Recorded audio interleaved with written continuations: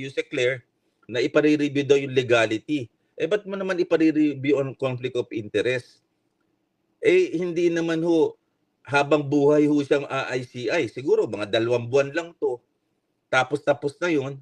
Ngayon kasi nagagawa mo naman ng mga trabaho mo online. Meron ka naman vice mayor.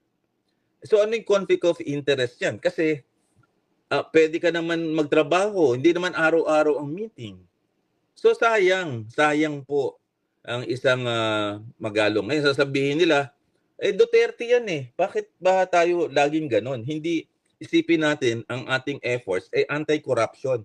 Regardless, katulad nung ating rally, ang rally natin, pumunta ako doon sa EDSA, puro puti. So ibang sinabi doon. Luneta, ibang sinabi doon. Liwasang Bonifacio, iba sinabi doon. Iba rin sinabi sa Menjola. Ngayon, kung watak-watak tayo, makakatakas lahat ang mga tao. I think what we should do is to support the ICI at the members noon. Kasi nanggagaling ang lakas nila kung sa social media, positive tayo about it. Kasi kung